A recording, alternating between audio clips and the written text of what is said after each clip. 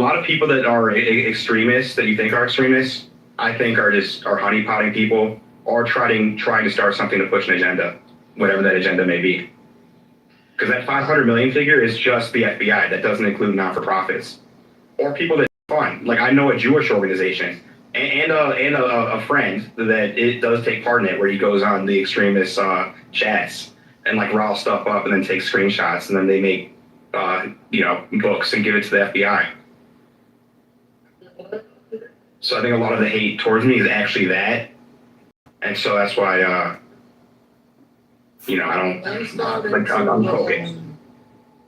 I'm starting to see like that it's like we in the real world, like we in a reality show or something. Like it's the weirdest thing. Hey, that's what in politics, especially in politics, it's a mirage. Is people need to realize that like 5 to 9 out of 10, every 10 conversations you have politically, there'll be some sort of agenda, and it'll be a fake conversation. Where that person that's reaching out to you, Zoe, that's like saying like to support a candidate, like really is getting paid by that candidate. Or they're telling you, you really shouldn't go after Ryan. I don't want to pick on Ryan Fest, but you shouldn't go after Ryan Fest, or you shouldn't go after Alexi. Like that person might be getting paid by that person.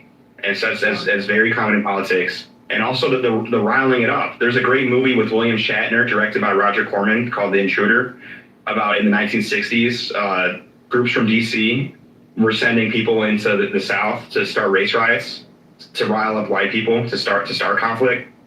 And so I do think a lot of that's happening. And a lot of the people, like a good like kind of red flag in my opinion, is like people that pick issues, FBI, DOJ, like a warn about extremism. So like during the Biden years, Biden said that if you question elections, you could be on a terrorist watch list. If you question school curriculum, you could be on a terrorist watch list. If you're part of J6, you could be a part of a terrorist watch list. And all these fools that keep making pictures about me, they great movie. They usually pick these topics, and they switch from topic to topic. They don't have a consistent thing. They go from voting to school to Islam, and it's usually associated to what the FBI cares about, or not-for-profits.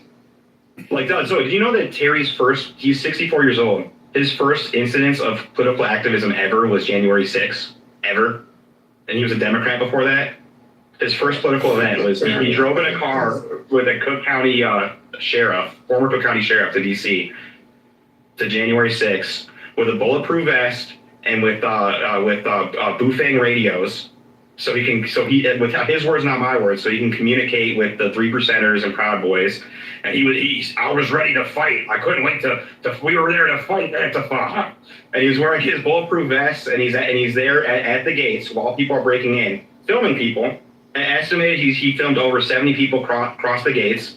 He filmed people also having altercations with police, but magically he got in zero trouble whatsoever. And the only trouble that guy says he got into is he goes, they took me off TSA pre-check. They took me off TSA pre-check. First of all, that's some pretty privileged thing to be on in the first place. Second of all, you have a record of selling cocaine and grenades. You might have gotten taken off for that reason. They don't tell you why they took you off. And third of all, you were able to get back on TSA pre-check and fly to your destination. That's some confidential informant privilege right there. Yeah? Some guy named Jim Lanham. Yeah, Jim Lanham. Yeah, he's his lieutenant. He's like I met him in person. And so it was a great experience. So he's someone that likes to put out pictures about me every single day. I got to meet him in person. I sit right next to him, and he tries to stand me up. And the craziest part is when he's standing up, we're at the same eye level. So he's got to be like 5'1", and he's like a Paul Bart Mall security cop at a bank. And there's a lot of controversies there. They like to read the riot act, because there was an incident where he was the last person to see someone, or one of the last people to see someone who fell into a river.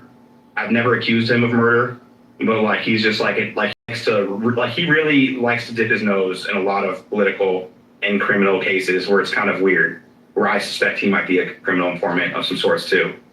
And I always ask him, like, why aren't you law enforcement? Like you love politics, you love the law so much, like why are you law enforcement? And it could be because of a mental health check, I don't know. But he's very loud online. He runs for office a lot. And pretty like Zoe, has he reached out to you? Because like anytime I go on any sort of show, like they get 100 messages from him. No, he just was in the comments saying that you're a fucking bitch. And that's why no one fucking likes you, you little penny waistline bitch. Why don't you have the gym? Why don't you have substance? Dropping you after 12 hours. Yeah, so I saw him in person. I was talking about his deformed hands to you in person, Jim. And I was everything I'm saying on this podcast. I said this on the face, but you're in the comments being like, "You're a bitch. You're stupid. You're a bitch." So we're different. That's for sure. But it seems artificial why he cares so much. So Terry started his career June 6th.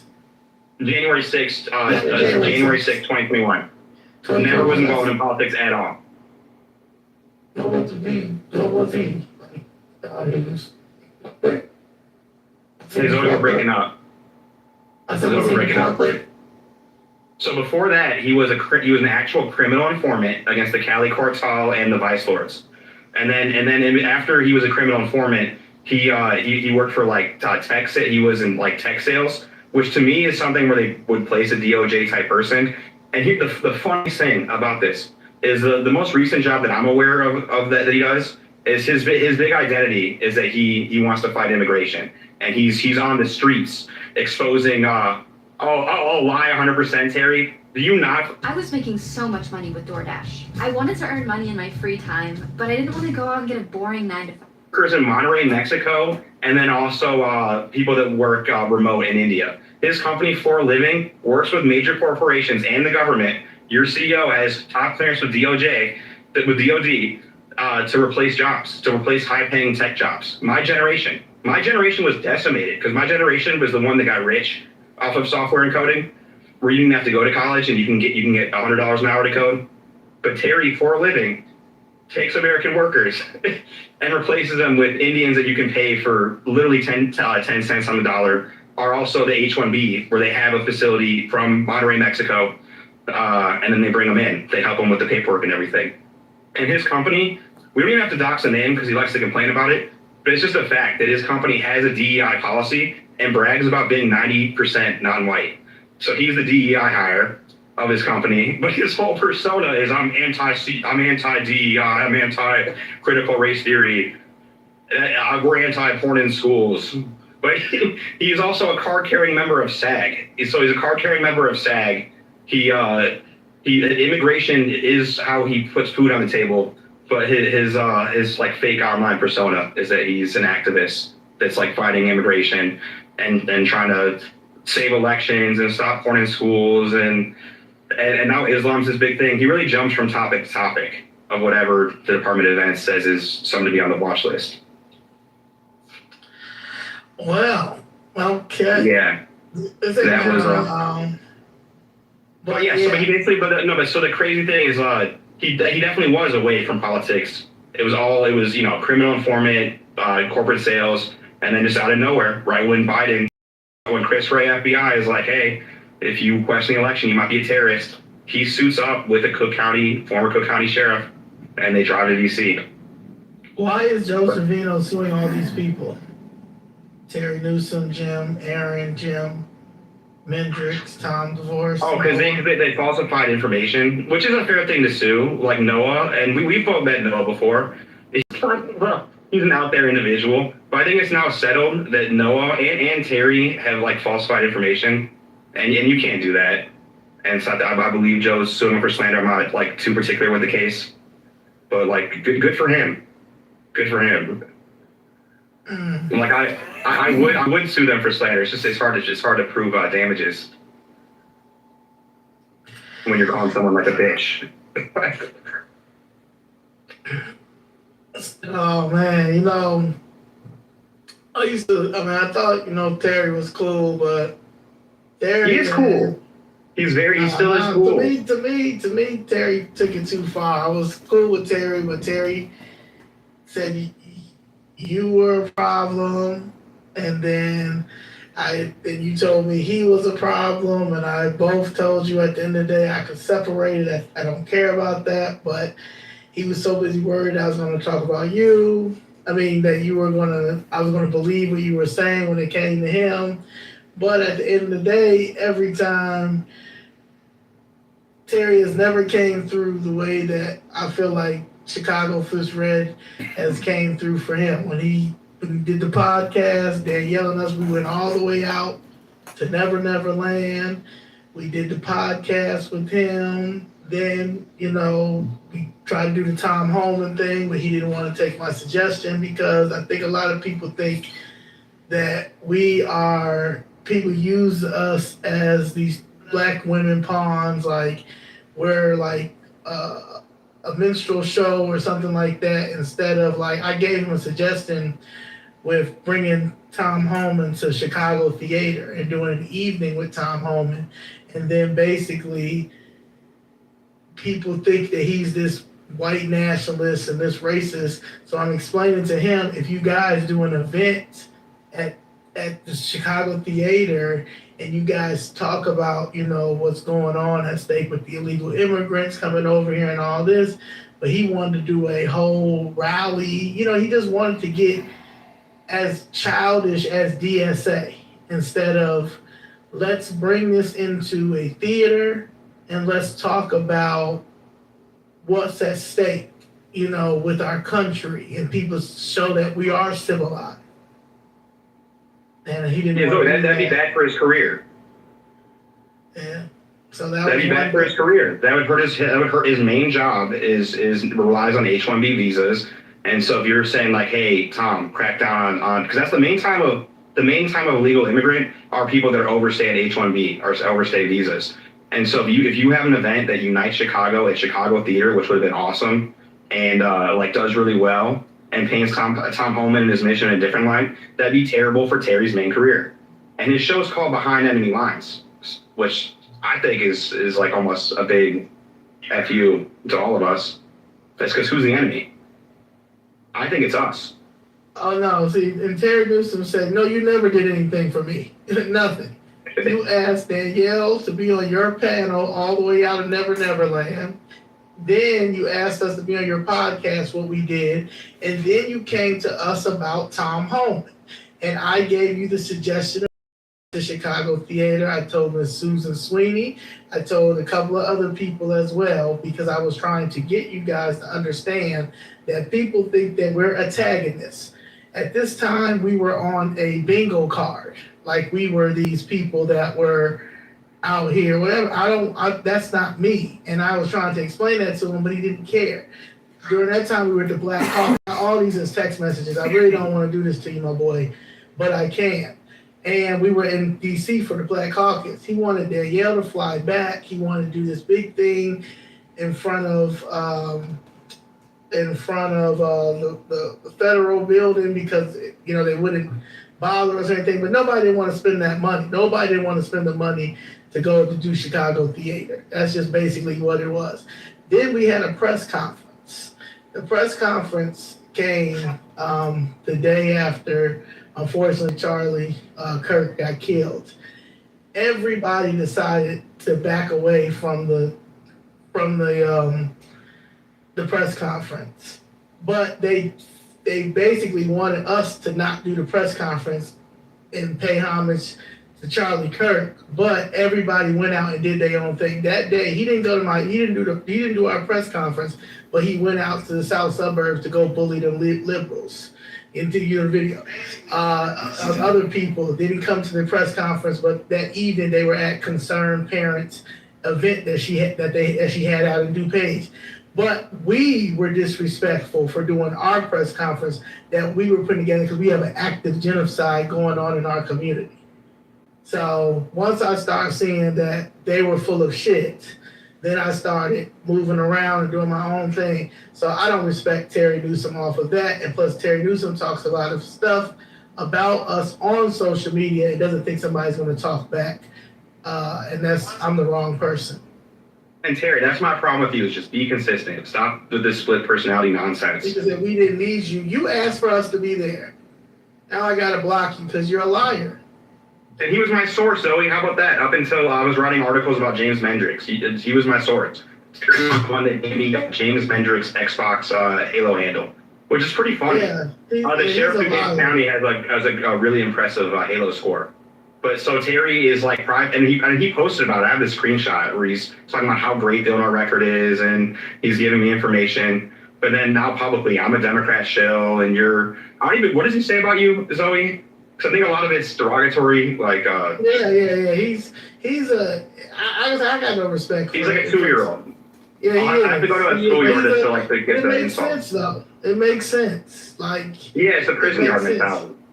Oh, you know what's so interesting that he said, Zoe, and I have the screenshot, is he said in prison that he was a Latin king, and that he used to sell guys like me, or that he would sell a guy like me, which he thought was like, which a prison mentality is like, what a great insult. But my mentality is like, you're in the Latin kings and you used to sell guys, and you were like Italian, Polish. He was with what's it called, like a cocaine, like the chop shops. They would sell cocaine out of a car dealership. And he didn't even have the courage to be a cocaine dealer, and I'm not, that's terrible to be a cocaine dealer. He was a cocaine dealer recruiter. He was like the MLM for a cocaine dealership. And then he claims he didn't rat on his friends, but I think it's pretty remarkable that he only served 2 years at the height of the 80s. Mm-hmm. Yeah, he confirmed snitched, but it's a question of how much he snitched. Because it is a confirmed that he snitched on the Cali cartel and the Vice Lords. Yeah, and the selling grenades. He's probably getting CVI money too, DEI. Yeah, he is DEI. He's a DEI of his company. Like it says, 90% diverse. So that means he's a DEI hire at his company. And that's not the irony. They really can't stand you. They make all these pages of you. It's because of what I'm saying. Because the last time I saw him was at the Joseph Severino case, and because I had to, I was a witness, and in which Jenny was a witness. Jenny McGuire, the former radio host, was a witness for Joe Severino. So it's very interesting to see her kind of say 180-degree different things than she said only a month ago. But at the case, so here's to kind of show you the Terry Newsom playbook. It's pretty remarkable. Is I like to confront my accusers, and so I walk into the courthouse. I walk in. I sit next to Terry and Jim Lanham. Jim Lanham, all 5 foot of him, tries to trip me with his foot. Puts his foot out like this to try to trip me, which is just weird and petty. And then I sit down next to Terry. He puts his hand on me and just yells, "Gay, cunt, gay." 3 times in a Lake County courthouse, a court setting. And while this is happening, Jim Lanham runs to a security guard to try to get me arrested. And then not only 10 minutes later, Tom DeVore, who was the genius lawyer on the case, he lost the case. Terry Newsom argued he was ineffective counsel. I agree. But I went outside and I pulled out my phone pretending like I was going to take a picture, just kind of trolling a little bit. And within 5 seconds, Tom DeVore goes to a security guard trying to get me arrested. Because I think one thing that we share, Zoe, is I know, like you for politics, you are young. Anyone under 65 is young in politics.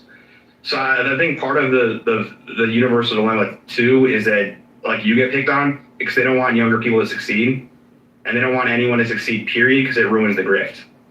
Right. Because that's what it is. They have turned it into a political grift on both sides. Absolutely, and they work and they're friends. It's the prime example. They weird. And they are friends. They definitely are friends. Don't forget that. There's a lot of people think that they're fighting, but behind closed doors they're yucking it up, and they need each other. Because Democrats, the only reason why they're able to, they can't be so inactive unless they have these villains, which are Republicans. We are so lucky that the Democrats are fighting right now. This could be an opportunity for Republicans 2026, but I've never seen a worse group of candidates in Illinois Republican history. Like, this has to be the worst group of candidates. And the least amount of candidates. I'm in District 9. I think like 80% of my ballots could be blank from like state rep and all the judges. So what do you think? Why do you think that's the problem? So Illinois is the hardest place to run. We have the most amount of elected officials, over 40,000 elected officials, and it's also the hardest place to run for office. And so it's the evil, the corruption is hidden in plain sight. Hannah Arendt called it the banality of evil. Evil is boring. And so they're able to do so much oppression, able to mess with so many lives, redistribute wealth for them. it's crazy. You have all these enclaves of rich government people and government adjacent people that are using your and I money to have generational wealth while squashing yours and making it impossible for my generation, future generations to own houses. And it's able to happen because it's so boring. It's so there's so much paperwork, and it's like. But if the people woke up, it could be done. If people are watching right now and decide to, if just a mass amount of people decide to run for office, I think that would fix the problem. Easy. So when you gonna run again? Never. But are we breaking up? If anyone wants to run, please feel free to reach out to me because I will help anyone on the ballot or kind of help protect you from people like that because it is inevitable. But the thing why you need to not be so scared about trolls like Terry Newsom is that no matter what you do, if you're successful in life, you're gonna have people opposing you. If you're successful in business endeavors, your competitors are gonna be against you. If you're successful in Hollywood, you'll have haters. And politics is really Hollywood for ugly people. So Right. No, I don't rock with him. He owes me an apology, and all his little minions that's around him that think that he's this big hero, and he's not. He's just I don't know what. He's out cocaine and grenades. What is that? Or if he because that's why he got people to deal cocaine. So if he convinced people to throw their lives away and be cocaine dealers, and then also was considering selling grenades to people, like what does that say about his character? And I know that is the past. He's like, oh, I was 30 years ago. But what has he shown that he's changed in his values, his behavior, and how he treats people? Actually, selfish. He's worse. Getting worse. They all getting worse. But I see what their problem is. It's a new generation coming in, and instead of being teachers or advisors, they want to continue to do the same thing. And it's not going to work. People aren't going anymore. Your kids aren't going. Stop embarrassing your kids. That's the problem. Because I know, I know kids are watching us. And I know they see their parents. I'm hopeful of that, though. Because kids rebel. So they're going to rebel away from the nonsense that's going on. So that's the good news. Right. So, what do you think about the election, the governor election coming up? What a terrible time to be voting. What are we going to do? Because I can't vote for Colin Corbett. I cannot vote for J.B. Pritzker. That is not happening. That's never happening. And it's so hard. Bailey, I do think Bailey probably is the worst person in Illinois Republican politics because he claims to be religious. Oh no! So it's gonna be really, really hard to vote for Bailey. And he's been campaigning like a Democrat. And I'm not sure if it just came out today that one of his donors was a convicted sex offender. That came out today, Sun-Times. You're gonna see a lot of stories like that, in my opinion, from now until election day. Why not him? He's a goofy, as they say. I was with him at a private luncheon with a lot of Democrat and Republican elites, and he was there. And it was kind of an opportunity for him to showcase himself. And he was just silent. I really wonder why. There's a lot of conspiracies that he's a Pritzker plant himself, and like what's his purpose for running. And I think he just convinced some stupid rich person that he has a chance. Because that's why I've always respected his consulting company Core a little. I don't respect the consulting company, but I've always respected it a little more than others because his game is convincing rich people to extract their money. He's a good money extractor from rich people. So I think he probably extracted money from 2 to 4 millionaires, and will funnel it to himself or to friends, whether through vendors or through mailing, because he is a consultant that has 5 consulting companies. And Zoe, hello. Yeah. One evidence for Colin Corbett one evidence that Colin Corbett is not running a serious campaign is he said that he was going to start a third party movement in Illinois, and I support that. That'd be amazing. Part of the problem with the lack of options is that it's so hard for the third parties to get on the ballot. They need 10 times the signature requirement. But one reason why Colin Corbett is serious is he decided to run as an independent, and he didn't create a third party. Because if you create a third party and if you get 5%, you would have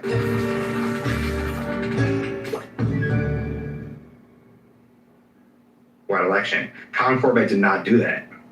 So he's he's just having a good time extracting money from who knows whoever, and he'll probably get like 2%. And politically, I align more with a Bailey. Like I endorsed Bailey. I did 5 events with Bailey when I ran for Congress in 2022. So I would say I helped Bailey. And but I just think he's just such a liar. Like what a fake human being. Across the board. Yeah, I'm It's like shamelessly fake. And then he's really getting exposed right now, the way he's campaigning as Democrat. Where he's striking with the unions. He's like, hey guys, the scabs are crossing the picket line. They're not paying the scab. They're paying the scabs $17.50 when it's absolutely ridiculous what's going on. Now apparently he's pro-abortion, I guess. Whatever. Wasn't he in Inglewood yesterday with his wife wearing Reeboks? They're at Harold's Chicken. We're on a listening tour. We're gonna meet the voters where they are. We're at Harold's Chicken. Can I get some more mild sauce? No, it's absolutely ridiculous to see the pandering and the the two-facedness. And then also, I've always when I was a little kid, I always measured campaigns not where they got the money from, but how they spend their money. Because if they're going to spend our tax money, I think how they spend their campaign money is a good indicator. So I've always been a huge campaign finance nerd, and I advise everyone here to go to IllinoisSunshine.com, go to the FEC.gov, go to the Illinois State Board of Election website, and nerd out on your favorite candidates. But the way that Darren Bailey has spent money last campaign and this campaign are just such a grift, such a joke, offensive to everyone. Last campaign, so I live in Chicago. Darren Bailey, I think he stayed in the Hancock Center or the Trump Towers, a very nice building in Chicago last election, but wasn't in Chicago. And I was like, huh? And then I realized that he has all these young staffers that are out partying. They're texting my volunteers. My volunteer got a text from a Bailey employee that was mentioned in one of the demand letter incidents, saying that he wanted to put his DNA in my volunteer, who was a single mother, and so his whole staff, and apparently he wasn't a part of it, but his whole staff was just partying the entire time. And that is so counter to I'm just a small humble farmer. I know how much the cost of gas is. His first event, they got bottle service at Esco. They took a party bus to the West Loop to get bottles, and he's lecturing. I know what the cost of gas is. Well, what's the cost of a champagne bottle at the club? I don't even know. So you might know. But isn't that $600? Yeah. Yeah. Depending on what it is, yeah. Yeah, I heard they ordered 5 at his first event, and he ran against Gary Rabon, whose lieutenant governor was Aaron Del Mar, and so a lot of people criticize me for writing negative stories about Aaron Del Mar. I got the information from Darren Bailey. He's the one that published all the opposition research in 2022 and was talking about what a bad candidate Aaron Del Mar was up until a couple months ago. But and his chief complaint was that Aaron Del Mar would sell party girls, would sell Vegas girls for his events, and would do blackjack. Because I'm a Christian, and I don't believe I don't want to disparage. I'm very pro-religious, but he's very I'm just a humble farmer, and we don't gamble, and that doesn't belong in the party and the and this first event, his speaker was John Sirasani. People that watch probably know John Sirasani, the blackjack influencer, who's just telling teenage kids to go gamble blackjack poorly. And then he's coming out to I got 40 pack of Strohs and a bunch of hoes. Introducing Darren Bailey. And then his running guy that he's literally on camera the couple weeks before saying, I like Aaron, but Aaron doesn't like me, because every time Aaron runs, I say don't vote for him. You can trust Aaron as far as you can throw him. And he picks him as his running mix. What does that say about that person's discernment? And then the campaign event. So the craziest thing about campaign finance too, after it's a huge asterisk, is campaign finance is an honor system, and politics is one of the most dishonorable fields. And so a lot of what's reported, you don't 100% believe on face value. So Darren Bailey's first event for this campaign season was paid for by a PAC called Save Illinois PAC. The person that runs that PAC was someone who I met at 16, 17 years old, was Darren Bailey's former body man driver that hit him with a $700,000 demand letter. and the potential lawsuit that was settled. So they settled that lawsuit, and then that kid under 20, he was even under 21 at the time of the event. He was 20 years old. Donated $40,000, $50,000, $70,000 out of the goodness of his heart back to the person he was going to sue for sexual harassment, child labor abuse, that kind of thing. I don't buy it. But that was part of it too. And like at that event, a lot of people concentrate on, there was like an incident on the party bus and the clubs where like a woman was taken to the hospital, and like a lot of people like to go in the weeds of that. But one thing that just isn't talked about is that Aaron Bailey had an event where minors were drinking. The person in question was 20 years old, and he's on police body cams, being like, "Yeah, it's a political event. We were drinking." And I mentioned it earlier in the podcast. This is just something that I've just seen a lot of events of older guys and younger, like teens, usually of age, but under drinking age, in adult situations.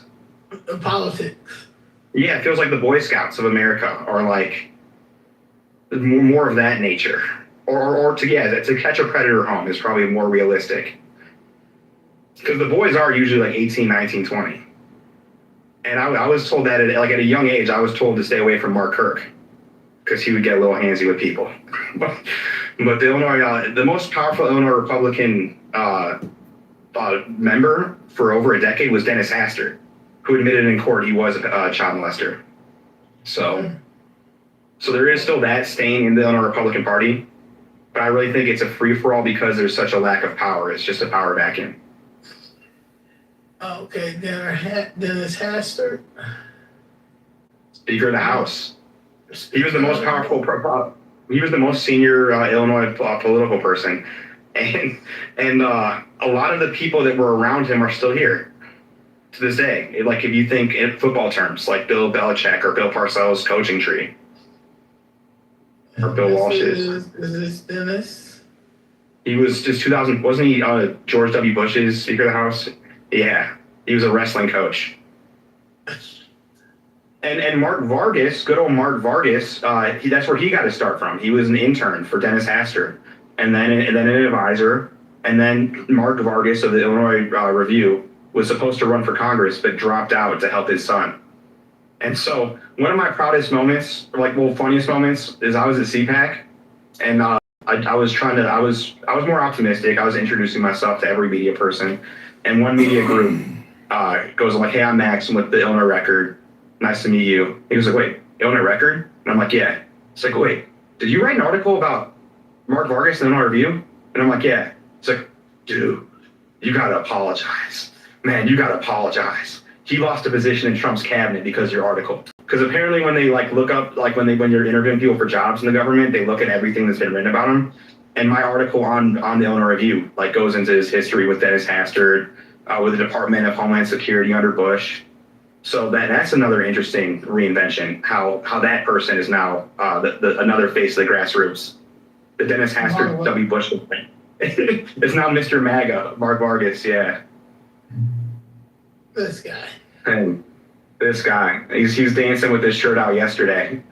But yeah, so every article on his, I actually technically wrote for that website, Illinois Review, before he owned it. Fran Eden was just like an old lady that had a blog. It was more of a boutique blog, but it got big.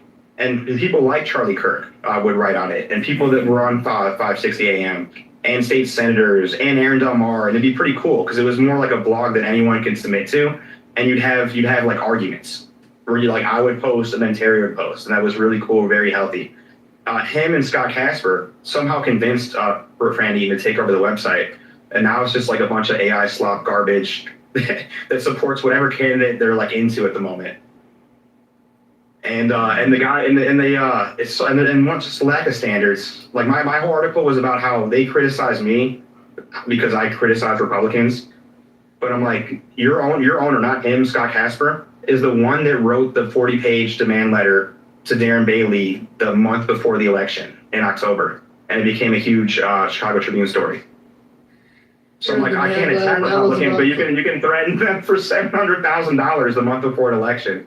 And their last tweet was attacking a Republican. Did Darren pay the $700,000? You have to think he played something because the Brett Corrigan, the man in question, has been balling out immediately after. Like I kept in touch with him, and especially after the campaign incident, did a bunch of interviewing. Is like a lot of trips overseas, a lot of Bulls games, and so you have to think there was some sort of settlement, and that now they're on good terms. And by the way, Zoe, Brett, and I can say this, Brett's quote to me was he said some of the words in the demand letter were true, some were exaggerated, and that Scott Casper didn't have the authority to even write it because he was a minor at the time, and his guardian would have to sign off on it, and that wasn't possible. Like I think Darren was technically his guardian. So there's that. And so that's why anyone reading the demand letter, and it does exist, and I should probably publish it, but it exists online. It's read it with a grain of salt, yet at the same time, someone that ran in 2022 who did 5 events with Bailey where he was my speaker. Bailey was my opener at the Red Room Comedy Club in Chicago, and that was pretty funny. But some of it is just undeniably true. Like I was a witness to that. Like Brett was put in adult situations.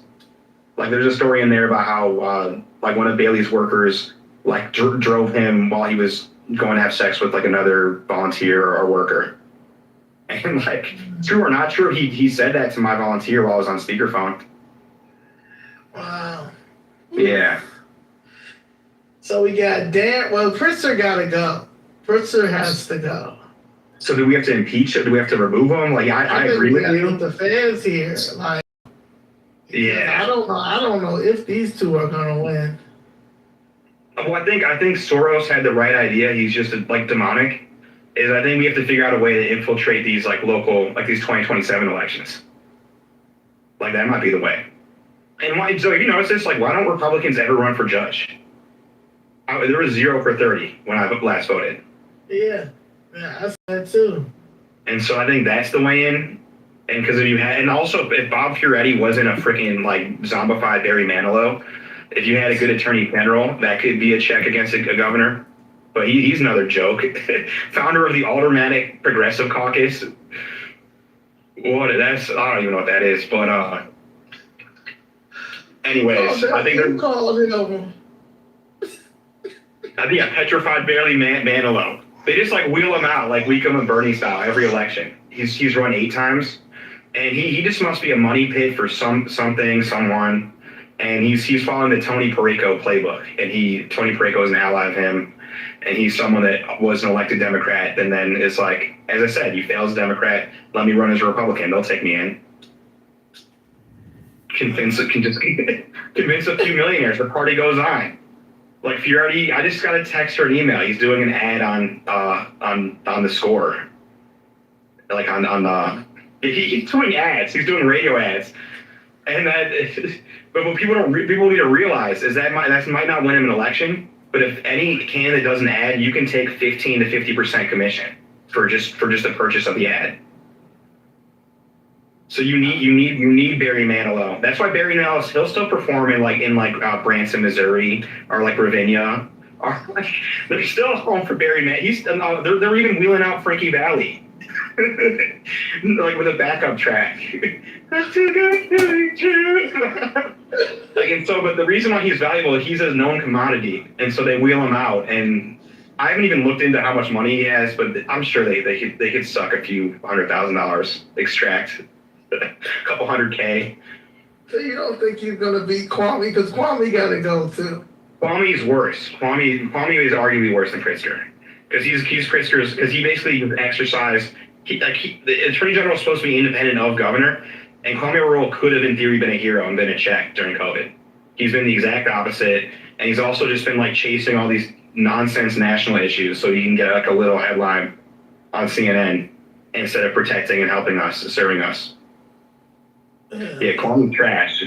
So, but Zoe, do you have any plans for 2027 outside of Danielle?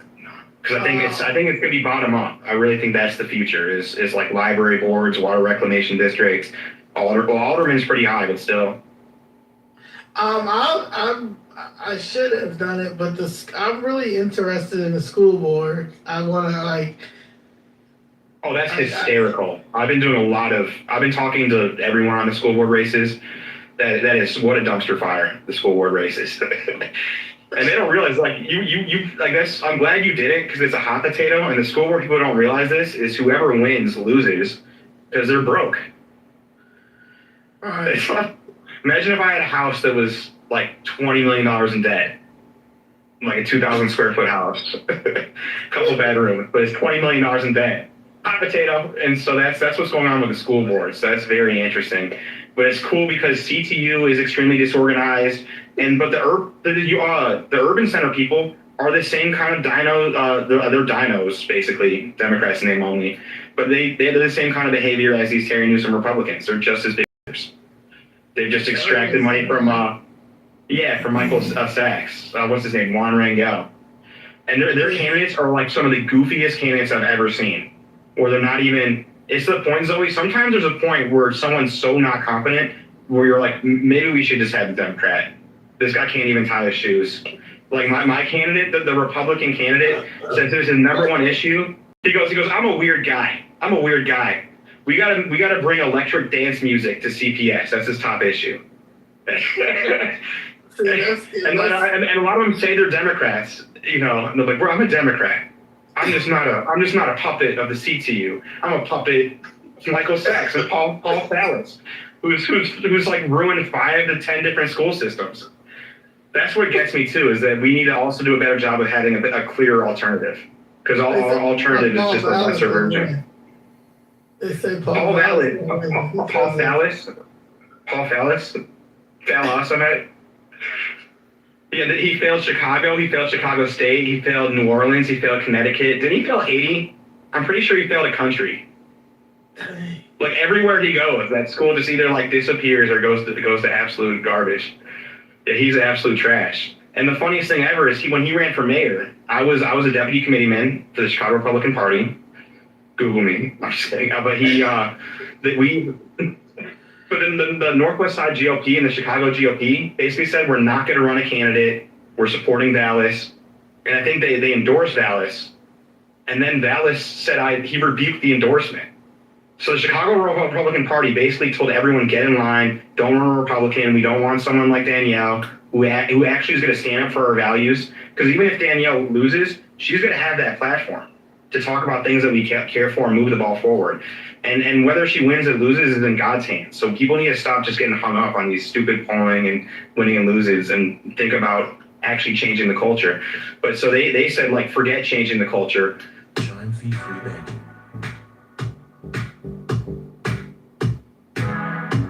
Chicago, like, had kids in the 90s or grew up in the 90s, and they remembered him. So he was just a terrible candidate. He couldn't even beat Brandon Johnson. But we fell in line. Zoe, you know why we fell in line? We fell in line because Paul Vallis gave $600,000 to M3 Strategies, Matt Pajorski, who was the head of Northwest Side GOP. So as you were talking about earlier, a lot of conversations are fake and mirages. And so he's telling people, like, Paul Vallis has the best chance. I think we got to get behind him. This is the best strategy. When in reality, $600,000 check. That's not being discussed. This is the guy. And that I don't want to pick on him. It's just that's just the way it works. No, yeah, there's another guy, I think. He's head of North. Let me see if this is the guy. So I met with a guy for. Chuck Hernandez. Oh no. There's a new guy now. There's a new guy.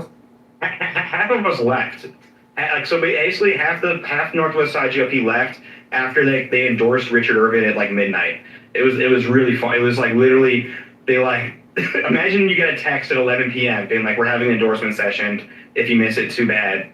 And it was a way for them to sneak in Richard Irvin, who also probably was another client, but was unpopular with the base, who was more on the Bailey or Jesse Sullivan or Gary Rabine. And so after that, like half of them left. And I got in trouble, and this is just me, we're just talking. As I always, like, this is just my experiences. As I always criticize them, as I felt like the entire club was just a big excuse for Matt Pajorski to hook up with Amy Kessam, who was like a candidate at the time, eventual committee person, 41st Ward committee person. And then they ended up dating, or like I think they still are. They might be engaged right now. Okay. But like, she just got a but job. like almost every election was like him supporting her or her supporting him. So much of the resources and money and time went to their elections. And yeah, she's a part of Trump's Department of Labor now. But the question is whether it's hand or head. But I didn't say anything. But what was I gonna say? Yeah, that was a bad Trump pick. Because it's very hard for Trump to truly vet every single person. Because I believe she was a DeSantis supporter. All like urban I know supporter. she was gonna anybody to get in that commissioner seat because the commissioners is no Republicans. No, she's not running for commissioner. Morrison. She's not running for commissioner. Not no more. No. And Sean Morrison's not running either. It's Gorman, right? Yeah, Gorman. But she said she had that seat before. She did. She's taking it back. Yeah. Her and Sean Morrison were like, I think they were both under Verdoliak, and they were both Democrat buddies. And then they've just been feuding for 20 years. And Morrison he's the godfather to Aaron Delmar's kids, and is Aaron Delmar's like into Cook County politics. So all the criticism on Aaron Delmar like really should be more directed to Sean Morrison. He's the Bill Parcells to Delmar. I shouldn't call him Belichick. That's such an insult to Bill Belichick. But So, yeah, the governor race is it's a rat. Here's what's going to happen. I'll give the audience a playbook of what's going to happen. Is the governor's race is a wrap, but they care about some state senate races, they care about some state rep races, and the Democrats have a big ego problems. They don't want to just win; they want to win big. And so what they're going to do is they're basically going to chicken walk Aaron Delmar and Darren Bailey for the next couple months with scandal after scandal after scandal. And Republicans are going to look really strange because most of the scandals are probably going to be real. And you're going to look like a big doofus, like defending all sorts of claims. Like there's going to be a rape allegation coming up against Aaron. They'll probably be that was made in a court setting. Yeah, exactly. And he knows this. And in my opinion, it's the reason why Aaron's not running for governor. And I'm not saying he raped anyone. I'm just saying that there was an allegation that was made in a court setting. So there's documents with the allegation. And like terror, not just like rape, but like rape that produced a kid, allegations of potential like selling women, I should we just get into that maybe? Don Juan? Yeah. No, he wasn't Don. He still is. Like he kind of is a jack of all trades entertainer. Like he does blackjack games and bachelor parties, that sort of thing. But part of his early history that no one talks about is he likes to pretend like he was going to be the next judo Olympian. He's going to be the next warrior champion athlete at best ever. But then he had a kid and he had to go home and man up and be a father. But the truth is he wasn't necessarily the best at judo. He goes to the judo Olympic training center in Colorado Springs and either lazy or bad or for whatever reason just has a falling out and just leaves the team naturally. But kind of you know how kind of if you're on Saturday Night Live, you can kind of use that status to say I'm a Saturday Night Live writer. Or if I was on the special teams of the Cowboys, I can say I'm a Dallas Cowboy. And so Aaron kind of got to still enjoy that pedigree of being an Olympic at the Olympic Training Center, while at the same time having kind of he did a lot of mud wrestling events, wet T-shirty, that kind of directions. And in particular, and they wrote an article on it, so a lot of this is all online. At Kicker's nightclub, which was an all-age nightclub, which is very sketchy. Different. Not just of drinking age, all ages. But in the allegations, which I should publish before Pritzker and the Democrats publish, they accused Ritzer of not just having mud wrestling shows, but Aaron would kind of allegedly lift the tops and the bikinis of the girls that were mud wrestling, and then say that they're for sale. If you like what you see, come see me after the show. At the all ages event. At the all ages event. And then he would have a gang. And then he'd have a gang of followers of younger men that would follow him around, and they would be passing drugs around. There's an allegation of an unregistered firearm. He was either a real gangster or a wannabe gangster is the allegations. And so Democrats are really just gonna just throw. Because remember how Darren, they made a huge mistake. Remember when Darren and Aaron said that Chris Welch needs to resign because what did he know? is Democrats are gonna start asking Bailey, like, what did you know about Aaron? Because Darren did all the opposition research. Darren is publicly saying, I can't trust this guy. Like, Aaron obviously knows that this happened because I talked to people that were involved in the court documents. So I didn't just read the documents. I talked to a witness who said they don't take back a single word. And so Bailey's going to basically be asked to distance himself from Aaron, but he really can't. He either can't, or maybe like Aaron's blackmailing or pressuring Bailey. There's that allegation around because their pairing is so uncomfortable. And then at the same time, there's going to be so much coming out about Bailey. Like no one talks about his schools, his own church, his association with Kyle Shipman, a child predator, a teacher. It's still on his Facebook page where he's with kids with a guy he basically was convicted of he was charged with 3 different child sex crimes, child porn, and like molesting kids, that sort of thing, as a teacher. But it got brought down to 1, so he's no longer a sex offender. And then this pastor made a really great speech about how their town there is the town of the albino squirrel, and how the albino squirrel, like every year they literally have a list of all the albino squirrels, and then they have a committee of people that have another list of all the feral cats and all the potential predator cats. And he goes like, how is it that our town protects protects the albino squirrel and your cat more than your children? And that was a very deep, powerful point. But they're really going to attack Bailey on that. Because what's Bailey going to say? He was a really nice guy. They was misunderstood. Those kids were lying. The video on his phone was just a funny video. And then his church is kind of creepy. I'm not going to lie. I respect God, big time religious. But like, I do think there are certain things that kind of veer. And like, I don't respect paganism, I'll be honest. And I don't respect idol worship. And sounds like his church is one of those. It sounds like they do tongues, and no one talks about that. Mm. And also how he's talking about how they're he's like him and Aaron are like, we want to pass a law where all non-for-profits need to like be subject to open records laws. As Democrats are gonna on this same subject gonna talk about Darren Bailey's non-for-profit in his 2 schools, where there was there was at least 1 complaint of a potential incident in the same subject they were talking about. But beyond that, the schools are just creepy. Like look them up yourself. Look up his church and look up his schools. They're all just, it looks like a Fuddruckers mixed with a gun range. And so like Bailey is talking about all these how Pritzker and Van Johnson are offending their kids, which is true. But I think Democrats are going to start digging up on what's going on in the schools. Because the schools just seem so creepy, and when there's a lack of transparency, I don't think it can be good. And his not-for-profit, I think, has an F for rating, because it's just his family.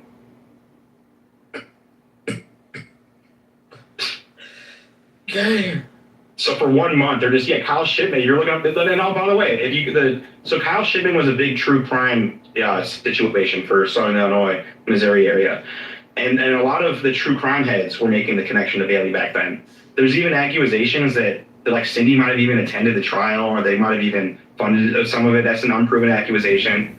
But if you look up on Bailey's Facebook, I think even right now, he's like, this is my friend Kyle Shipman at his tennis facility. And he's got like kids on his laps. Oh, man. Like it's just going to be tough to vote for Bailey. Yeah. It sounds. that would be somebody I might not tell anyone about, but I just can't vote for Pritzker. And Colin is just I don't want to sanction his buffoonery by voting for him. I don't appreciate how he disrespects. This is a different one. Trump is not. Oh yeah, no. Well, all the know-it-alls disrespect Trump because there's a jealousy factor. He's doing exactly what Trump did, but failing Colin Corbett. Okay. This is a fresh one. This is a fresh one. And now they're being like, oh my goodness, this is a fresh one. This isn't Kyle Shipman. I'm saying that they're going to talk about new ones, I think, in the future. Now this just came out. This was this morning, yeah. It's just going to be a barrage of this and Aaron's history. and the Brett Corrigan situation. But Pritzker is terrible. Like he's a sex offender too now. Yeah, I mean, like think about what they do to they're giving condoms to kindergartners, right? Right. Like, so like I guess like that's a sex offense on over 1 million kids. So it's a very hard dilemma. Like sometimes the moral thing to do is not to vote, but like as I gotten older, I sometimes feel like you sometimes have to man up and choose someone, and so it's just a morality play. And I guess to Bailey's credit, he hasn't been governor yet. But I'll be honest, Zoe, is my worry is like I honestly worry Bailey wins, and then all these and then Terry Newsom is the head of the highways, and Brett Corrigan is like is like going over the books of the entire state. Like I have some serious questions on like can Bailey actually manage a state, but he hasn't been governor yet. Tom DeVore is like going to be a lawyer for something, and I can't. He's the Tom DeVore's going to run the lottery. It's going to be such a joke if Bailey wins, and there'll be no budget. And like every liberal, just like Rauner, every liberal social issue will be passed because they'll do it as a way to bargain. Yeah, Rauner got through what's it called? You got FIJA, like basically Green New Deal. The abortion on demand law. This man should have won. Yeah. Dabrowski. Well, sort of. He's like I still think he's boring, but that's better than like being a piece of shit. Yeah, we would have helped him get the little. His lieutenant governor would have helped him spice it up. He had the data, and he was. We know data. We need Firebrand. He needs some more training, and maybe this was a good experience for him, Ted. Because he to his credit, he never sold out. Like he did have a bunch of bad people around him, like some grifters around him. But he definitely I never kind of seen him change who he was or on positions during the race. So hats off to that. Yeah, so I think that that the feds need to come and count them ballots because I promise you they stopped counting ballots downstate at 4% and just gave it to Bailey. Yeah. That's oh no, Zoe, that's part of the problem too, is I'm just not excited about voting in general because it's just too easy to cheat in elections. And also no one cares about a Republican primary. And so that's part of the problem is that when there is cheating, is no one's going to look back at the Illinois Republican Party primary. So it's so much easier to cheat. And there was a great short documentary. It was on the channel Fusion. I believe it was about Clinton, New Jersey. So it was somewhere in New Jersey. Please help me look this up, chat. About a school board race in a very small town where only like 20 to 30 people were voting. And one candidate, let's say it was like 15-5. The candidate with 5 is like, what the heck? There's like 6 people in my family and they all voted for me. This is nonsense. And they were able to actually go back, fight it. And they realized it was a vote flip situation where the machine just flipped the votes. So she got 15, the other candidate got 5. Making up the numbers here. But like that would have never been found out if she didn't have a big family. And so how often are these smaller elections cheated? So I'm not, that's a huge concern. Yeah, so I don't know. I'm praying for a miracle every day because this governor race is criminal. Yeah, like it's criminal that we don't have a real response to Pritzker. That after everything that he did to this state and to everyone that lives here, we don't have a real lever or a check. I guess can you legally recall a governor? I guess that might be. I don't know, man. He is like when I say the reason why people are dealing with the probate issues in Chicago and probably all over, but I just know for Cook County, he's the one who advises the person that's over probate. He runs the family court system. He runs DCFS. He's sick. He's a new Madigan. He's got the biggest money in the Democratic Party, and also the business side of his family in that blind trust. They have their hands in so many areas, like you mentioned, where they're profiting from DCFS, COVID, potentially. So I guess the hope though is that Democrats are fighting. So that's the good news. That's like the only silver lining with the socialist communist types is that they're fighting Pritzker Because they're fighting for it. So yeah, because he's rich. he's Good a for them. billionaire. Good for them. Do you think he's worse than George Soros, or are they about the same? They're probably in the same club. Like literally, they probably like hang out in the same Illuminati club. But I would say J.B. Pritzker is more relevant to your and my life as governor. So like directly, yes, but like if I like only God can judge. And George Soros might have snitched on Jews during the Holocaust. That's pretty bad.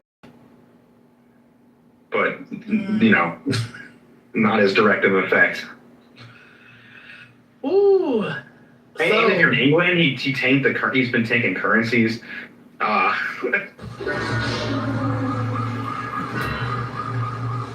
Download TikTok and enjoy Are you familiar with the Capitol bill? Which one? The one that they passed, I think, like right before COVID. It was like the biggest one. Oh, it had a name. Didn't have a Yeah. some stupid name. Yeah, they said he stole the majority of that money and nobody don't talk about it. Maybe that could be me and your story together. I agree, and I think the good news is not Democrats don't like Pritzker, and money there is you can't just hide money completely, and so there probably are some fingerprints that we can find. Yeah. The problem though is the blind trust nonsense. Is I think a lot of Pritzker's scam is him running it through this blind trust. Where he's like, how would I know? Yeah, he doesn't know anything. Never. Whoa. With everything. That's what happens when you're a good boss and I picked the right employee and I paid him fair wage. And so he just making the best stock trades and selling COVID equipment. But one more before, because we almost hit with one more person that I'm looking at during the race. I'm cheering this person on, and I think she has a good chance. Christian Maxwell? Yeah. Well, I will say is that why isn't there a Christian Maxwell in all 17 different races? She's actually why aren't there more people that are actually trying? Because every election is just uphill with I'm bad with predictions because it depends on the price of gas in November, which I feel good about, but I can't. If I knew, I'd be on a private island trading stocks, and and I really have such a distrust of the voting process in Illinois. It's hard. I feel like, let's say Christian Maxwell gets 49% or 51%. And then a ballot arrives, and then it's 50.5. That happened to Anthony Bethman, Northwest Side GOP shout out. Where I'm not saying his election was stolen; it could have been, but on election night, Republicans didn't run anyone in. I think it was IL10 for Senate for 30 years, 40 years, or barely tried. Kind of like Christian's situation. He runs, and on election night, I think he had 50.5%, and then the votes trickled in. Got it down to 47, 46 or whatever. So Christian has that to worry about. That sucks. And her issue is she's not getting the backing that is needed. And shame on the LGLP for that. And she talks about that. Yeah. But I think she's trying. Yeah, I think she got it though. People tired of Jonathan Jackson. When it comes to the blacks in politics, we have been oppressed enough with believing that we're oppressed when we're not oppressed. It's just that nobody has broke down politics in a way that we can understand. We gotta use some people say you gotta stop saying the word stealing. No, I have to say the word stealing because they need to understand that they're stealing. So I think that people are tired. I think that people want to see a change, and I don't think it has to be, you have to have a whole bunch of money. I think that once I think people are getting ready for the mayor race. I think she has it. I think that if she continues to get out here, and I'm gonna do as much as possible as well. Like I can't stand Jonathan Jackson. Like his whole Oh, me family, either.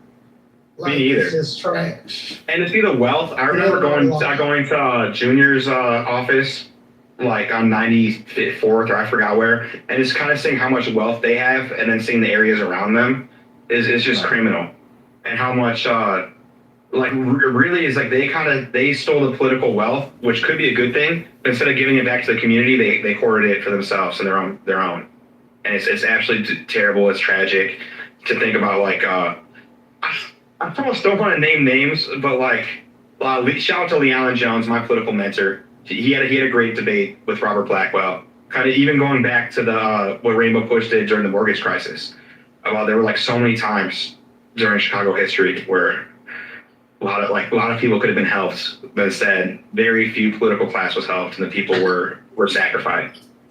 And so, And as the patent, we're supposed to be on a mortgage foreclosure right now, but the Democrats aren't in.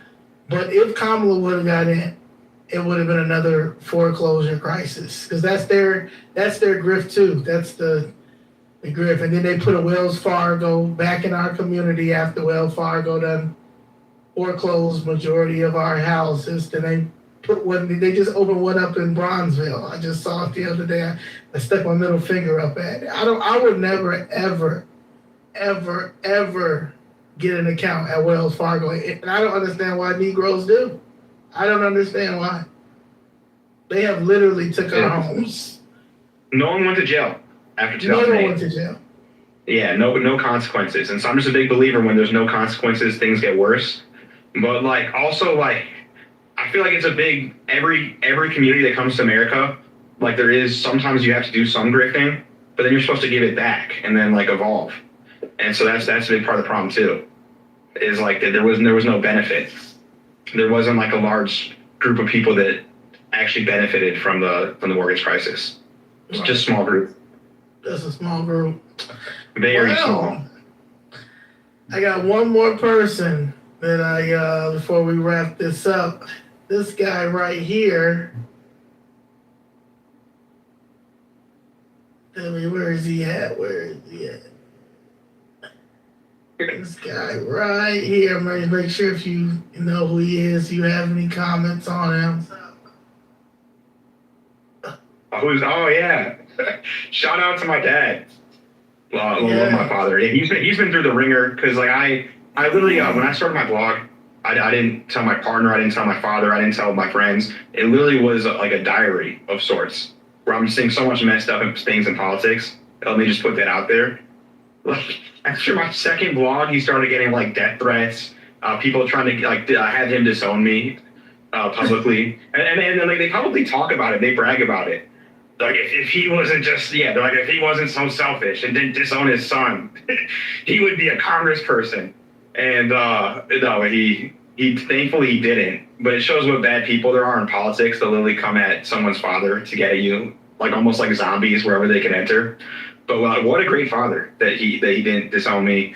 Stands. I think it's a good thing that he lost because Melissa Bean is a very tough competitor. She wasn't necessarily going to win. I thought Junaid was going to win. And then he probably would have had an easier path.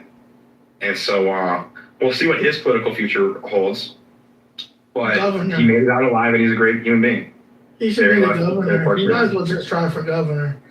I was like, probably, I guess we're on a podcast, but my personal opinion, as not his son, is I do think he should go for more an executive role, like a mayor of Chicago or governor. And Congress isn't necessarily for him. Like, because he's a really good leader. And being a congressperson isn't necessarily like a leadership role. You're kind of a suit. That's a big reason why I don't want to run for Congress, is you have to represent the district. I don't necessarily want to represent my district.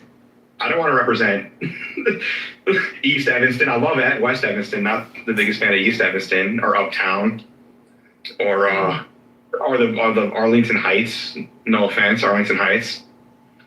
You guys are the problem. The collar counties, like the white liberals, the white suburban liberals, are why we have bad things on both parties politically. They elected the worst Republicans, like the Dennis Hasterts and the Mark Kirks, and now they're electing the J.B. Pritzkers and the Brandon Johnsons, so they can feel better about themselves because they have a pension, because their Social Security is coming in, because they bought their house for $150,000, so they can afford to like pretend to care about bullshit CNN issues. So that's part of the reason why I don't want to be a congressperson. But he ran for Congress, and I think he would be more suited for like a mayor, governor, and we'll see. Yeah, I'll support him, or maybe I'll support his opponent just to help him. That was always an idea. Nah, I think you gotta be team Mark. But yeah, I can see him like as a governor or something. So, but We yeah, broke we up. gotta do this. I think we should do this like once a month. I think. Well, actually, we should do the next one maybe once a month. But when October, like when September, October hit, we probably gotta do it every week because election. I'm game. Yeah. Yes. I really, All right. as though we bonded on Dick Gregory. And so Dick Gregory, man.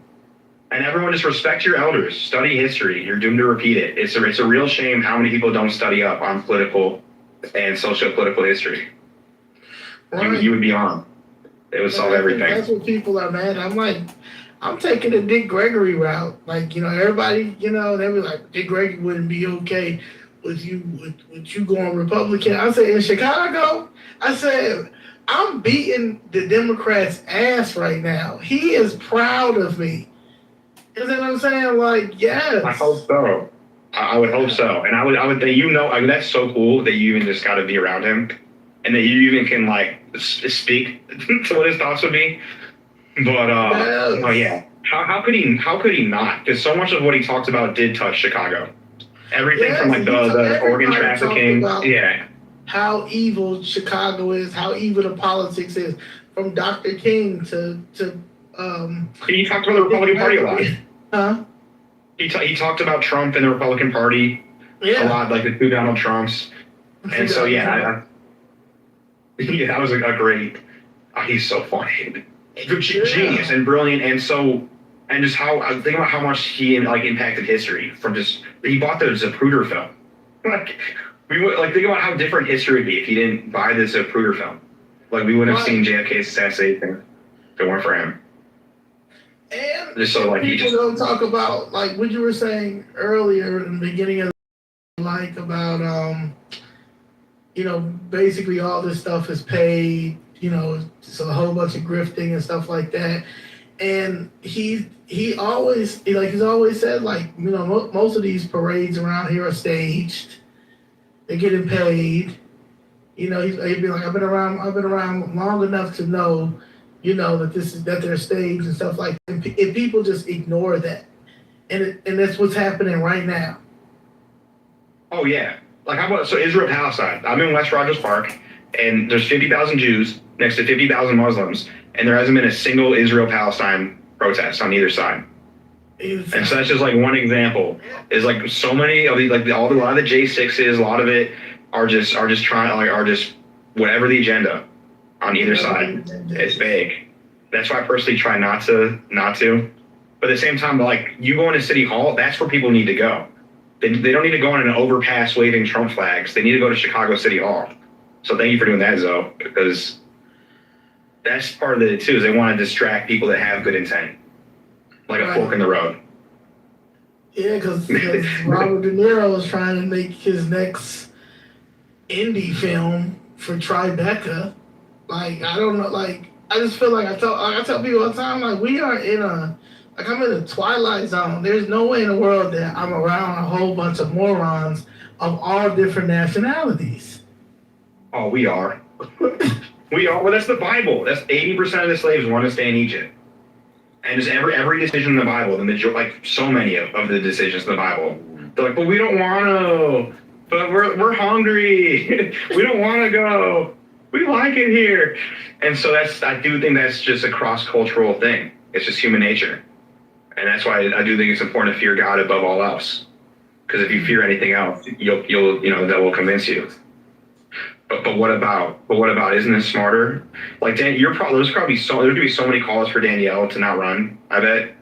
Oh, they're already like I was looking at. I don't know if you are familiar with Black Facebook, but if you go on Black Facebook, they are it's a lot of like the influencers, the Black Chicago, I guess, activists here that are pushing for Brandon Johnson, saying that basically they're trying that the Republicans is cutting the deal and putting Danielle in the crossfire. I'm like, we don't mess with we the new Republican Party. Like, I don't. What are you talking about? You know what I'm saying? And Brandon Johnson's not getting back in. Like, he's not getting back in. He has the easiest pathway. Chicago cannot stand him. Yeah, well, they're all paranoid. That's what's ridiculous. It's like he's the incumbent mayor. Like, he should relax and focus on his record. But instead, they hire trolls, and I'm sure a lot of it is, I'm sure a lot of it's inauthentic. People getting paid. Yeah. And I'm sure you'll see a bunch of great acting. And I'm sure you'll see I'm sure some will make some compelling points. That's the problem too. Is even if someone's paid, they can sometimes be occasionally a little bit right. But I'm thankful that Danielle's running. Is we Republicans need a voice. Like, there are no Republican options. Alexis Nulius is not a Republican option. Madigan Mendoza is not a Republican option. The biggest number one Chicago Democrat lobbyist, John Kelly, who a bunch of Republicans are endorsing right now, is not a Republican candidate. He's the number one Democrat lobbyist. He's the Bally's lobbyist. Nice guy, like funny, nice guy, but it's pretty shameful to see some pretty bigger Republicans endorse him. Maybe in 2 weeks we'll figure out a date. Maybe the second episode will be the mayors. That'd be pretty fun. Yeah. That'd be pretty fun. Or after some death threats. After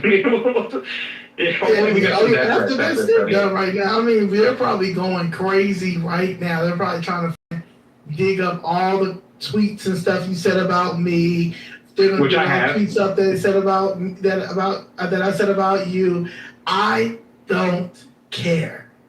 We're adults. So like when we started talking about this podcast, we were joking about the mugshot stuff.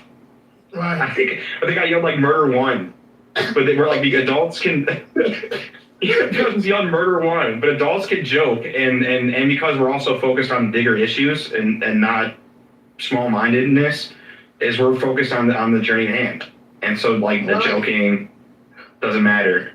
And the small things, because I'm sure there's going to be a 30-page Facebook post of just going through every they're going to try to make it go viral. I don't care. Because there's a clip of Malcolm X, and Malcolm X, he says that basically the Democratic Party is, entertainers are nothing but puppets. And then he mentions Dick Gregory. So if you look at all of the stuff after he said that, he realized that probably, Dick Gregory, you about that, you're about the life or whatever. But if I was to take that little part and keep playing that or whatever, people take that little part, Malcolm X said Dick Gregory was nothing but a puppet. Yeah, when you first start out, you don't know who's the opposition. You don't know what's going on. You just know that at the end of the day, you got an issue, you got a problem. You got people saying, well, don't talk to this person, don't talk to that person, don't talk to this person, don't talk to that person. But the whole time, they don't want me to talk to you because you dig up. Wait, you can declutter on Vinted? Yep. Earn cash from homeware. Fashion. You FOIA stuff and you get the facts. And they're mad at that because they can't sue you. Because a lot of the stuff is public records. It's FOIA. No threats so far. Absolutely. Yeah, on the DeVore article that we started the episode on, DeVore the lawyer, he never threatened me. But his like chief of staff sent like a really weird ChatGPT-esque like long message demanding I take it down. And I asked him where am I wrong? Tell me specifically which line is wrong. I'll fix it immediately. And then he just changed the subject, and then he ended up blocking me. That's usually how it goes. Because like with Terry, I had a group with a witness, a call with him where I asked him if he was a J snitcher, someone that snitched on January 6th. Very politely, I'm like, hey, like Biden really went after, like how did you have a really good lawyer? Like how did you not like get indicted on anything? And he just yeah, I haven't really thought about that. And just try to change the subject, and I kept pressing. And then, 1 week later, I'm a gay special needs Pritzker plant. Because by the way, that is a good. I was a debate kid in high school with like in the Charlie Kirk era. He was a different kind of debate. He did Congress debate out in Lincoln Douglas, and that is if you can't win the debate, like the deflection is a good tactic. So that's why, on one level, I get it. I get it on one level. Because, by the way, if someone is a Pritzker plant and they present real information, that should be irrelevant. Or if someone's fat, or special needs, or gay, or anything, but they present real information, it should be relevant. Right. Yeah, we're gonna pray for him. He's like basically, I don't know if you know who Gator Bradley is, but he's like the white version of Gator Bradley. Yeah, that's a good comparison. Gator Bradley an informant too. That's why he ain't really pushing for Larry to come. Well, there's a lot of informants. The informant industry, that should almost be a whole deep dive, because most informants are drug informants or gang informants, and there were a lot in the Chicago music scene in like the 2010s. Anytime you see someone like showing guns or selling drugs on Instagram Live, probably an informant. Was my rule of thumb. Like, wasn't Batman Kevo? Isn't that confirmed at this point? Yeah. Yeah. And those abs, them abs are. He went and got some surgery or something. He's a whole nother. That's a whole nother thing. That's a whole other video. We can go into the Batman, but honestly, I think it's good preparation because people need a frame of reference. A lot of the predatory behavior in the Chicago music scene is relevant to the Chicago Republican political scene. It's the same things. No, you're right. Especially in the 2010s.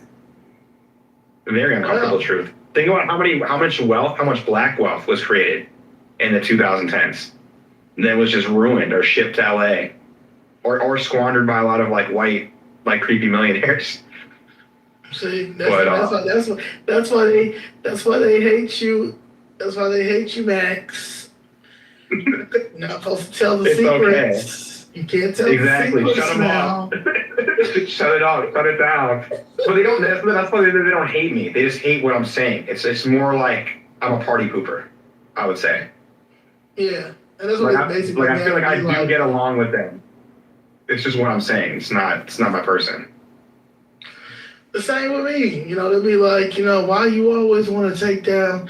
They'll be like, why you always want to take down a black person? I'm taking down everybody that's taking this public funding. If you're taking the TIF money, it's all y'all. It's not just blacks. It's the Hispanics. It's the whites. It's the Jews. It's the LGBTQs. It's the trans. Y'all. The HIV and AIDS scam money. That's a whole nother situation. It's just that they're mad. They think well, you're taking it personal. Well, yeah, I'm taking it personal because y'all have knocked down a building and have not compensated people. Like what? I don't. So yeah. I they give you flack for that too, though. It's ridiculous. Right. Yeah, I do think it's fake. I really think that they work for someone or some entity that's affected by whoever you're exposing, and they don't really mean it. Because when you have a standard or principle, it's judged about how you treat your own, not strangers. That's what the Bible's all about. The priestly class, the Levites, got that way because they killed all the pagan idol worshippers at the golden calf, the set of the golden calf. It's how you judge. It's how you treat your own to show if you really have values or standards, or if people can trust you. Like, how would any audience trust you if you had a few cutaways? Which a lot of people do. A lot of people in media do, like the Maze Jacksons of the world. Ooh. Shots fired. Yeah. Maze Jackson. What's it in for black people? Nothing. Wasn't he on wasn't he on the like top black sellout list? It was like the Defender. I forgot. There was a newsletter in 2010s. Oh Where they yeah, were he's calling hot. him a I mean, sellout. like he is the coon of the cooney of the coon. Him, Matt McGill, like I'm Well, you know, he's just my fake. own. Yeah, I'm gonna do my I wouldn't. own. Well, I think he's just fake. I just don't like how he pretends like he's a rebel. He puts.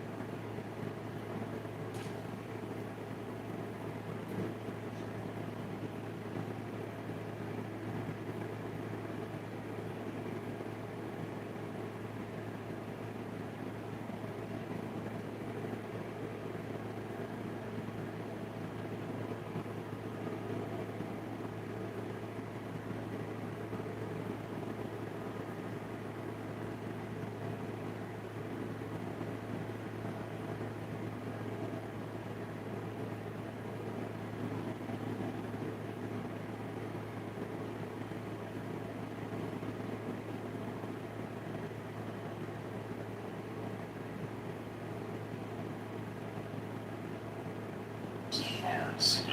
My ex-wife got a picture. If I'm her dedicated. Oh, I should have said that, Karma. Yeah. I do hope the road stays bumpy.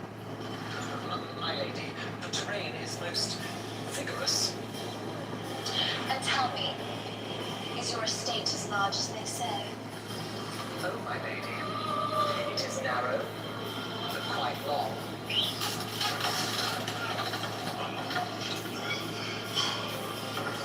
Give me your gold, your jewels for the... What in God's name is this?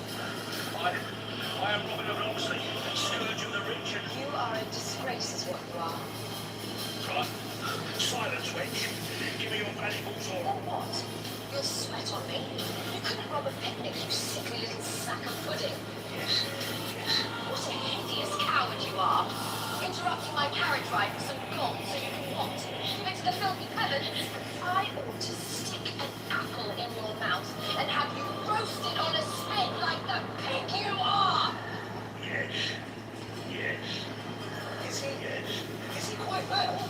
You are the single most pathetic, worthless,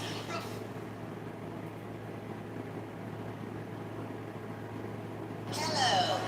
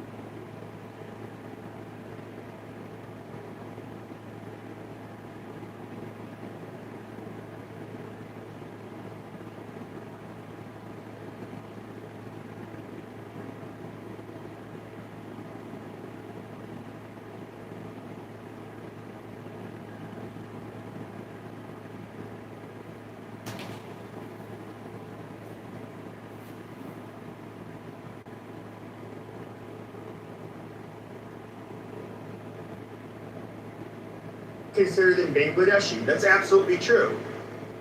And in fact, they would say this is like, oh, this is like a colonial mindset. This is white privilege. This is all, all of the shit they would come up with. Yet they do the exact same fucking thing. And if we don't just accept it because they'll call us racist, then that most people are too scared to get past that hiccup of like, oh, they're gonna call you a racist. You literally have to just go right over it and say, okay, fine, if you want to consider me a racist, that's cool. And then you just logically have to show where there's the double standards and where it's what they're actually asking for is a standard that no other country would be expected to take, and no other group of people, aside from Westerners, would have to endure. So no, just fuck these people. Like, who cares about their stupid racism accusations? And just what do you think? Where did they learn that language from? From the left, absolutely. Yeah, from the left. I mean, it's been weaponized, and so the left has. You can look at Angela Merkel. She's admitted, I think, within the last year, that she brought in all of those so-called refugees into Germany in order to fight the quote-unquote far right. You have the new piece of shit prime minister of Spain and his party. They're like, well, we need to bring in 500,000 people, the far right, and these people have no problem bringing in a bunch of dirty, disgusting pieces of shit that don't belong in your fucking country in order to stay in power. I mean, we can look at what happened when Biden, ended up getting elected. It's super obvious, but and they've caught like the I hate to it's like cringe to use him as an example, but that what's his name, James O'Keefe, when he had that Democrat operative saying how like it's basically just like get more votes. I mean, all right, Pepe, what about me, man? Why else would they do it? What about me, Pepe? You gotta go. Yeah, so far I don't think you passed the test. I would put you. I would tell ICE to shackle you and put you on a plane back home. Nah. Bro, I'm just talking about the stuff that you talk about for America, yeah? What's up with America? Well, you get to choose Russia or India. Which one? It's up to you. Which language you speak? I chose America. So what's up? It's not your country, unfortunately. Do you know what the word banshot means? It's not my country. No, Pepe, it's not my country. You don't know what banshot is? Literally. This ain't Pokemon. This ain't Pikachu. I choose you. Okay, you belong to India, right? You need to go back to India. Russia, maybe. My teachers, No, you need to go back to India. No, hold on, you need to embrace your curry roots. All right, guys. You need to embrace your curry roots. You know what you are? You're a curry coon. And I'll tell you why you're a curry coon. Okay, because you're trying to LARP and you're trying to live in another man's land that does not belong to you, as opposed to standing, 10 toes down, as opposed to standing 10 toes down on your curry toes, I'm not talking to you. and fighting to get your shit back. That's what you should be doing. You should be going back to India to make India better again. That's what you should be doing. Okay, but you don't know. Yeah. You need to go back. You need to go back. This is it. You need to swim back. I don't care if you fly back. You need to go back. Yeah. Okay, alright. You done? Okay, you done. Bet. Alright, Pepe, what's up, man? So, the fuck we talking about, man? What's up with Pepe, man? Well, here's how I think it should be. I'm not joking when I say this. Like, we choose you. You don't choose us. No, I'm not talking about India and all this stuff, man. I'm just talking about the general thing. That's what you guys are talking about. It doesn't matter what country you're from. Like, I'm obviously way more open to immigration from primarily European. I'm not open to immigration. I'm not really open to immigration. So then go back. So why are you not open to immigration, but you open to immigrating here? That doesn't even make any sense. You need to go back. Well, no, it makes perfect sense because a lot of these people that come here. And by the way, if white people were in the same position as a lot of these minorities, they do the exact same thing. They form a coalition on the left, just to basically try to get power for their own group. Yeah, let me acknowledge to this guy who's illiterate. So yeah, I'm a diplomat. So Who's illiterate? You can barely speak. Listen, I don't give a shit if you're a diplomat or if you're Donna Summers, you motherfucker. Okay? At the end of the day, you can barely speak English. Okay? Yeah. I will wipe my ass with your I diplomatic can barely papers. You speak understand? English. I will Bro, wipe my who my ass favorite with your rapper is? diplomatic papers. Ain't nobody give a Motherfucker, fuck. I can fuck you Ain't up nobody give a every fuck day. about your curry papers, fool. Okay, so at the end of the day, yes, all right, you are guests here, motherfucker. Remember that. Your bitch ass is a guest here. Remember that.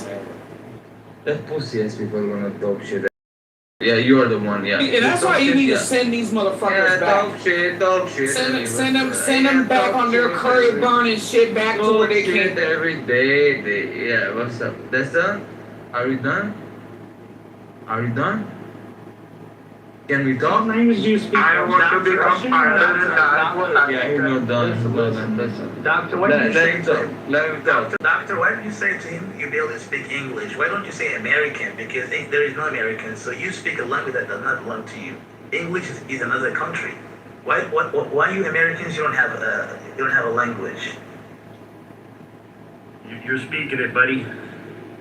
English is English. It's for England. It's not for you. English is for you. Here we go. See, this is what I was talking about. Now we got two foreign tongue shit pigs sitting up in here talking shit to Americans. We got two foreign tongue shit pigs sitting up in here trying to talk down to Americans. This is crazy. There is no American. You don't have. Go learn to. You don't have toilet paper in your country. African American. You wipe your ass with your knuckles. Shut up. We have Arabic. We have Arabic. Okay, You don't have a Oh, that's even worse. You touch little kid. You don't have a language. You don't have a land. Yes, America has a language. It's English. It's American English. There is no American. There is no Yes, American. it's American English. There is It's no the same version American. of There is only UK English. English. There is what is it only is. English. There is only.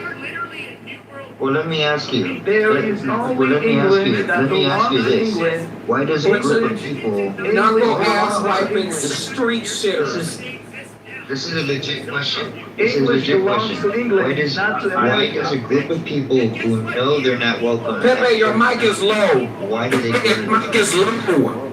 Pepe, your mic is Chinese. No, I'm serious. I'm serious. Even your mic I'm is asking a Chinese. legit Even your question. mic is Why do a Chinese. group of people that they know they're not welcome at certain countries? America Why has do y'all only go there? riches. America has only Okay, do you know what but you know what Arabs have? They have a bunch of fucking dead men who got their dicks put in the fucking dirt by American men, you piece of shit. And by the way, we are a new world country. Yeah, what language? We speak English. Okay, we were founded by people from Europe. You stupid cocksucker. Just like how Mexicans didn't exist 500 years ago and Brazilians didn't exist 500 years ago, they exist today. And guess what? You fucking guess who runs the fucking world, you piece of shit? Americans. How does that make you feel? You fucking obsolete Arab cocksuckers. You fucking innovate nothing. All you fucking do is pump oil out of the fucking desert. Just kidding, you have Westerners do that for you too, because you guys are fucking worthless. Eat a fucking dick. You have no culture. No culture. We are the mass exporters of culture. Everywhere you go throughout the fucking world, they are watching American movies. They're watching they're using American fashion. They're using American music. That is we are literally the culture of the fucking world. You fucking retard. Shit, man. Nobody's walking around in a muumuu with a diaper on top of their head like y'all in your shithole country. People are dressing in American fashion. Thank you, Pepe. Go ahead, keep packing them on. These ass wiping with their knuckle dragging mud hut pigs. You're a bunch of mud hut pigs. Squiggly tailed pigs. That's why they don't eat pork. It would be silence of the pigs. That's why they don't eat pork. The Indians, the land Hey, you Do you know what happened in 1492? In 1492, nothing. in 1492, in the Iberian Peninsula, the Spanish ended up kicking out. They ended up kicking out the Muslims. And guess what year the Spanish Golden Age started? In 1492. That is when they sailed across the fucking globe, and they ended up conquering shit, and they did so goddamn well. Once you fucking retards, we're no longer recording over them. You guys are jealous. You guys, Muslims have a goddamn inferiority complex. Hold on, Indian man. Mexican, excuse me, Arabs have inferiority complex because it is literally the West. We are the ones who have literally driven the fucking world for the last 500 years. We have sidelined you goddamn monkeys. That is all we fucking done. You guys are worthless. Arabs are monkeys. Okay, somebody goo this Indian retard. He's like so irrelevant. He doesn't even know what side he's fighting on. He's just swinging. You see, they haven't even answered my question. No, you need to chill out, bitch. Shut the fuck up. You're not coming to America. American. Fuck America. No, fuck you, you dirty goddamn Arab. You fucking stinky dick, fucking camel fuckers. Eat a fucking dick. What the fuck I'm doing? What the fuck I'm doing in America? Go start another fucking version of SARS or whatever. What is that shit? That version of SARS you got from camels? You filthy fucking beast. Eat a dick. 500 camels. Every camel costs $1,000. What the fuck I'm doing? Oh, it costs $1,000. Okay, that's amazing. My passport go to everywhere. Fuck America. What the fuck I'm doing to America? Okay, what the fuck are you doing? Go enjoy your desert shithole then. Eat a dick. What the fuck I'm doing in America? Yeah, fuck you, Mr. The fact that we haven't invaded you guys and just taking your fucking oil is fucking mind-boggling to me. You fucking retards can't run anything. Shit, What the America. fuck I'm doing in America? Can I go to a country that is the president is Donald Trump? What the fuck is that? Okay, what the fuck is your But country? again, You answer my have a question. stupid, so you have. Edward wants to speak. Edward, come in, Edward. Mr. Edward. Tell these sand niggers, Edward. Call them sand niggers, Edward. Fuck America. Okay. Yeah, so I don't use that language, but. Pepe, do you what I remember me, man? Quit being a scaredy cat nigger, Edward, and call them sand niggers. Okay, Pepe, stop, seriously. I'm not chaotic like you. So I'm gonna behave as an American. That's wrong.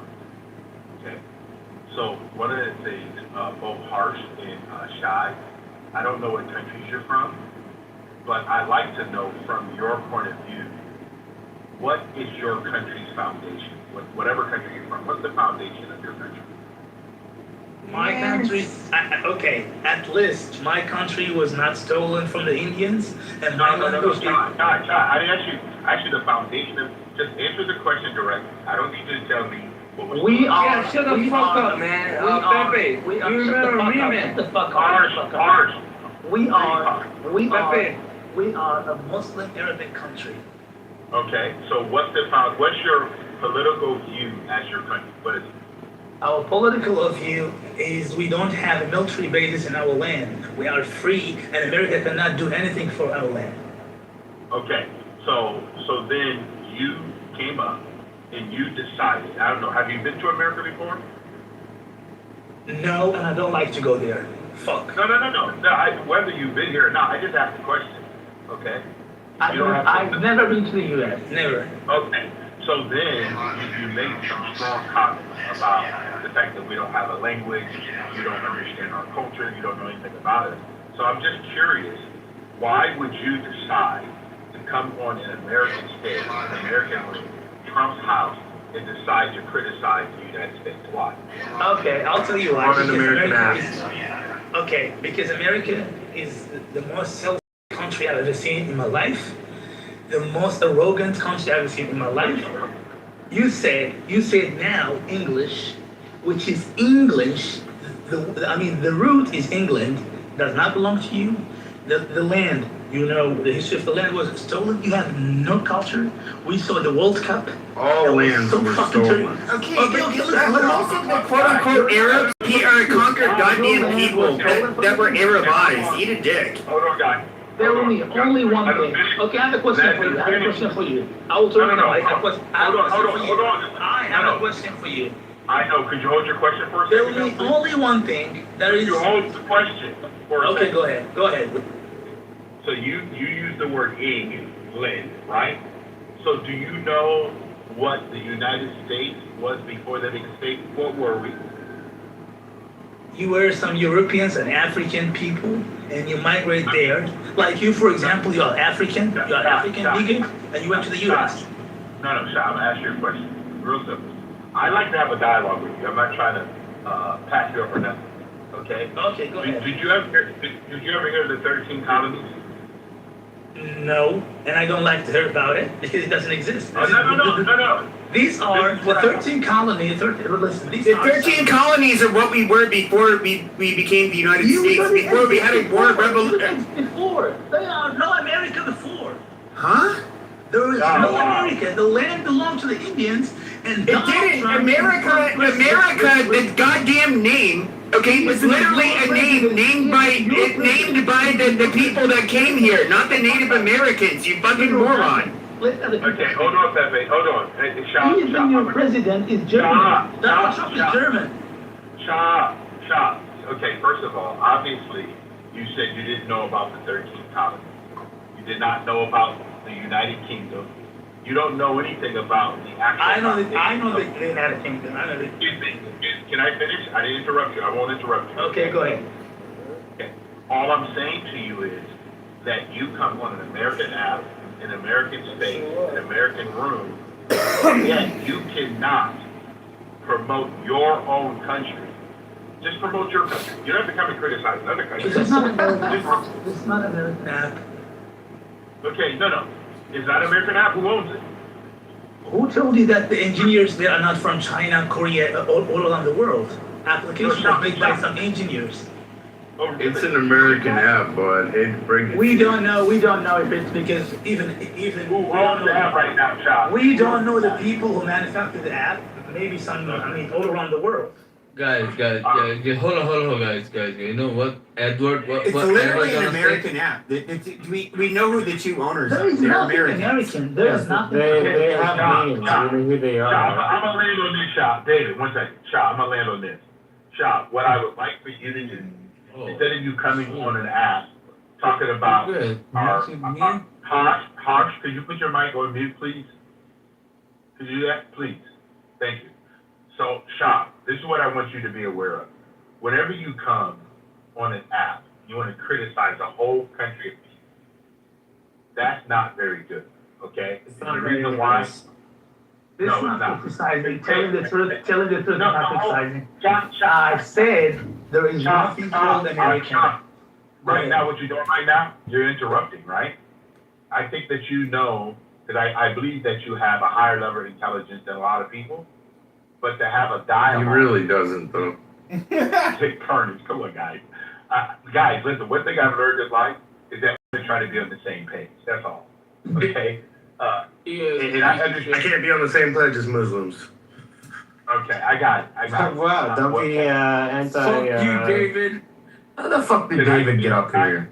Okay, can I finish, guys? Illumine. Everybody go. Okay, thank you. So, Sean, this is what I would like to. You guys need to kick David and Harsh off the stage. Seriously, you're not going to have a conversation while they're up here. Yeah, I have no idea why you guys are doing this right now, because it's really. They're entertained by it clearly, but it's like we know they're not. You're not going to have a conversation. I think before speaking, I think Pepe should be the last one speaking because he's from Salvador. All right, shut your dirty fucking Muslim You're whore from mouth. Salvador. Fuck your guys. You're from Salvador or Mexico. I don't know. I'm not from there. This is not where you live. You dirty piece of shit. It's not American face. Okay, By the way, Shah's Persian. Sounds Persian. Okay, hold on, guys. Illuminate. Prussian or Persian? Okay, He's from Salvador. Oh my goodness! Could you guys have mic control at all? It's pronounced El Salvador. Edward has to have it quiet for him to process his thoughts.